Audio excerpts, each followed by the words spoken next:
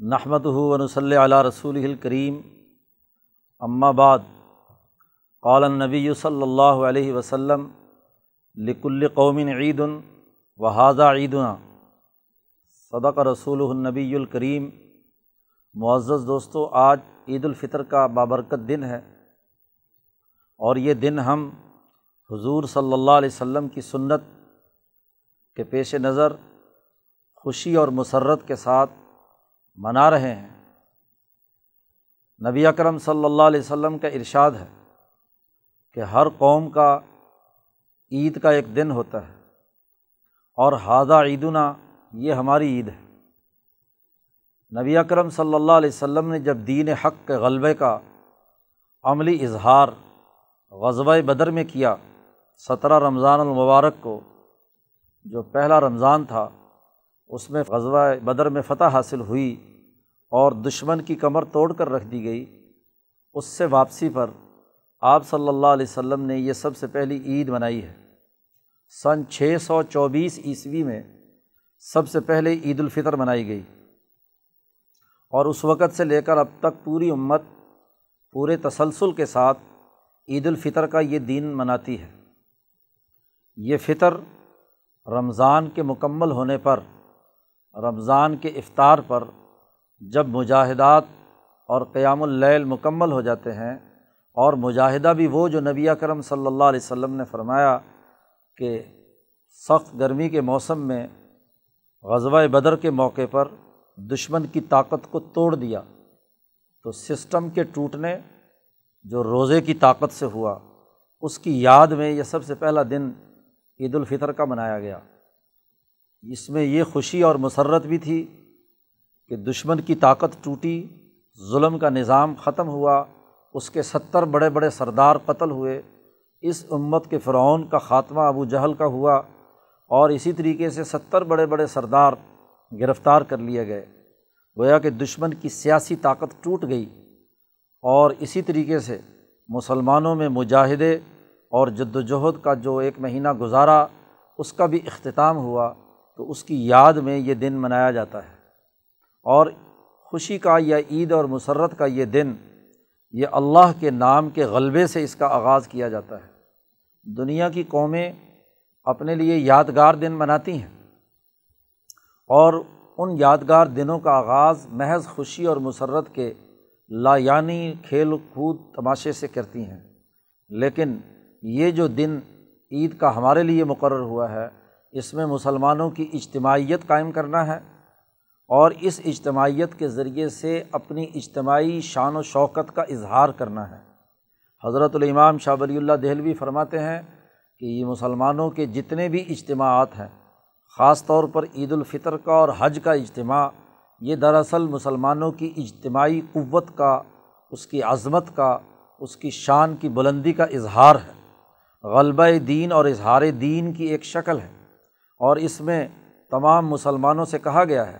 کہ وہ اپنے اپنے گھروں اور محلوں سے نکل کر عیدگاہ میں جمع ہوں، بہت بڑا اجتماع قائم کریں، اور جاتے ہوئے ہر سڑک اور گلی میں وہ اس بات کا اعلان کریں، اللہ اکبر اللہ اکبر، لا الہ الا اللہ واللہ اکبر اللہ اکبر۔ تو یہ تکبیرات پڑھی جائیں، جس کی بلندی کے نتیجے میں اللہ کی بالادستی،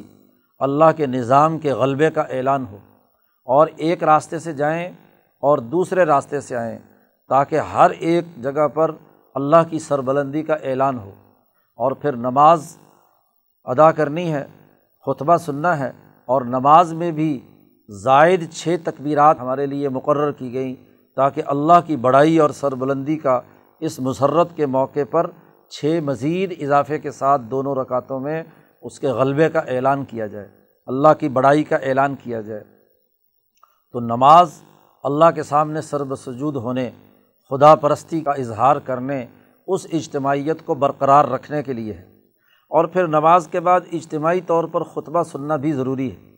تاکہ اس اجتماعیت میں جو وہاں کا حکمران اور رہنما یا امام خطبہ دے، اور اس خطبے میں دین کی بنیادی اقدار و اخلاق اور اس پہ غلبے سے متعلق وہ اظہار خیال کرے، اور یہ بات واضح کرے کہ یہ دنیا میں دین غالب ہونے کے لیے آیا ہے، مغلوبیت کے لیے نہیں۔ اور جب خطبے سے فراغت ہو تو تمام لوگ باہمی مسرت اور خوشی کے ساتھ ایک دوسرے سے بغل گیر ہوں، مسرت کا اظہار کریں، خوشی منائیں۔ فجر کی نماز کے بعد کسی میٹھی چیز سے اس کا آغاز ہے، اور پھر سارا دن دوسرے لوگوں سے میل جول کرنا، کوئی شکنجی ہوئی ہے تو اسے ختم کرنا، گلے شکوے دور کرنا، اجتماعیت کو برقرار رکھنا۔ اور اس سے بھی پہلے یہ بات بھی لازمی قرار دی گئی کہ جو سوسائٹی میں ایسے لوگ ہیں جو خوشی نہیں منا سکتے، ان کو صدقہ فطر دے کر ان کے لیے خوشی کے اظہار کا موقع فراہم کرنا، کہ وہ نئے کپڑے اور نئی چیزیں اور کھانے پینے کی کچھ چیزیں ان کو بھی ہوں، تاکہ وہ بھی اس اجتماعیت کا حصہ بنیں۔ تو دین کی عبادات اور دین کے شعائر دراصل اجتماعیت پیدا کرنے کے لیے ہیں، انفرادیت کے لیے نہیں۔ یہ انفرادیت کا موقع نہیں ہے۔ یہ آج جو ہم مسرت کا دن منا رہے ہیں، اس میں ہمیں اجتماعیت کے ذوق کو سامنے رکھ کر اپنے اعمال ترتیب دینے چاہیے،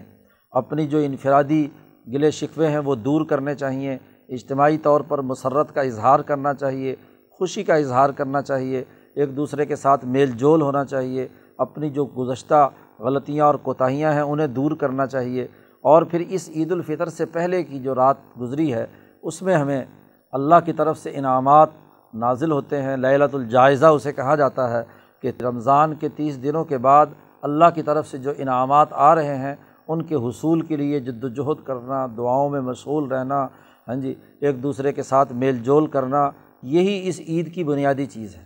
آج یہی اجتماعیت ہمارے ذہنوں سے نکل گئی، یا اظہار مسرت ہوتا ہے تو لغو اور لایانی کاموں کے ذریعے سے،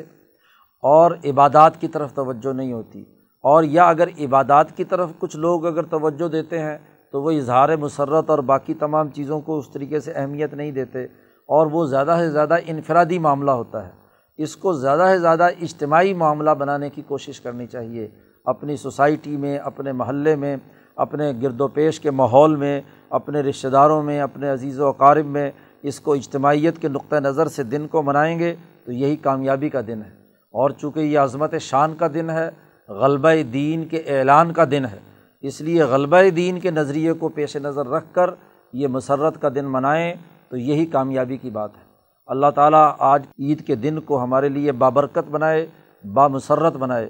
خوشی کے اظہار کا موقع بنائے، اور ہماری غفلت اور کوتاہیوں کو دور کر کے ہمیں دنیا میں جنت بنانے، دنیا میں مسرت اور خوشی کا اظہار کے مواقع فراہم کرنے، بلا تفریق رنگ، نسل، مذہب، تمام انسانوں کے لیے عدل و انصاف کا نظام قائم کرنے سے جو مسرت ہمیں حاصل ہوتی ہے وہ مسرت بھی ہمیں نصیب فرمائے، ہماری اس عید کو بابرکت بنائے، ہماری غفلت کو دور فرمائے، دنیا اور آخرت کی بھلائی نصیب فرمائے۔ وآخر دعوانا ان الحمد للہ رب العالمین۔